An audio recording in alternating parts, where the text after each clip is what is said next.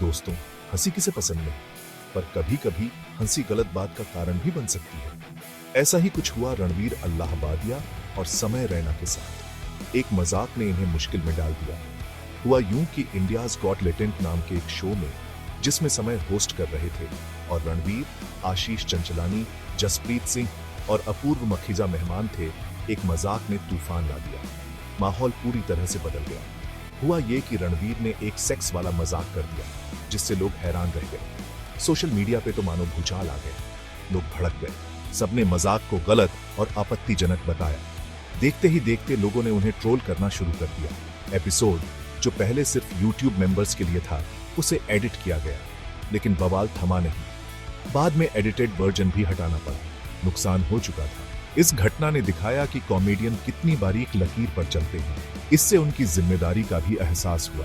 ये घटना एक मिसाल बन गई कि कैसे हास्य अगर गलत तरीके से इस्तेमाल हो तो बड़े विवाद का कारण बन सकता है।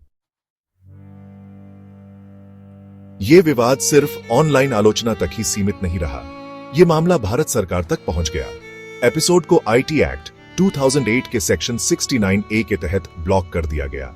इस सेक्शन के तहत सरकार को ऑनलाइन कंटेंट को ब्लॉक करने का अधिकार है। ऐसा तब किया जाता है जब सार्वजनिक व्यवस्था बनाए रखना जरूरी हो। सरकार के इस कदम से बहस छिड़ गई। कुछ ने इस कदम का समर्थन किया। उनका कहना था कि आपत्तिजनक कंटेंट पर रोक लगाने के लिए यह जरूरी था। वहीं दूसरी तरफ कुछ लोगों ने इसकी आलोचना की। उन्होंने इसे सेंसरशिप और अभिव्यक्ति की आजादी पर हमला बताया। यह मामला कानूनी जंग में तब्दील हो गया। मगर कहानी यहीं खत्म नहीं होती। इस विवाद ने गंभीर रूप ले लिया। गुवाहाटी पुलिस ने शो में शामिल सभी लोगों के खिलाफ FIR दर्ज कर ली। इनमें रणवीर, समय, आशीष, जसप्रीत और अपूर्व शामिल थे। आरोप गंभीर थे।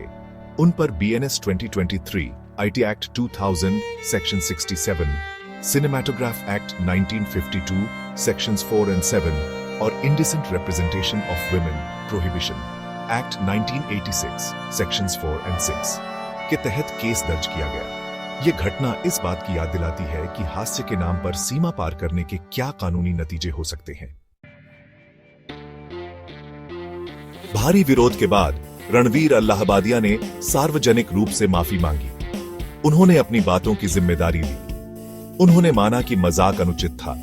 यहां तक कि उन्होंने अपने सोशल मीडिया से जुड़ा कंटेंट भी हटा दिया। उनकी माफी नुकसान की भरपाई की दिशा में एक कदम थी। हालांकि शो के होस्ट समय रैना चुप्पी साधे रहे। उन्होंने इस मुद्दे पर कोई टिप्पणी नहीं की। उनकी इस चुप्पी ने सवाल खड़े कर दिए। लोग सोचने लगे कि आखिर उन्होंने इस विवाद पर अपनी बात क्यों नहीं रखी। कुछ लोगों ने अनुमान लगाया कि वह शांत होने का इंतजार कर रहे हैं। रणवीर समय विवाद एक सबक है। यह कंटेंट बनाने वालों की ताकत और जिम्मेदारी को रेखांकित करता है। आज के डिजिटल युग में उनकी पहुंच बहुत ज्यादा है। उनका प्रभाव निर्विवाद है। यह घटना इस बात की याद दिलाती है कि शब्दों का असर होता है। हास्य एक व्यक्तिपरक भावना है। जो बात एक व्यक्ति को अच्छी लगती है, वह दूसरे को बुरी लग सकती है। कंटेंट बनाने वालों को इस बात का ध्यान रखना होगा। उन्हें अलग अलग दर्शकों के प्रति संवेदनशील होने की जरूरत है। जिम्मेदार कंटेंट निर्माण केवल लोगों को हंसाने के बारे में नहीं है। यह सम्मानजनक, विचारशील होने और उनके काम के संभावित प्रभाव के बारे में जागरूक होने के बारे में है।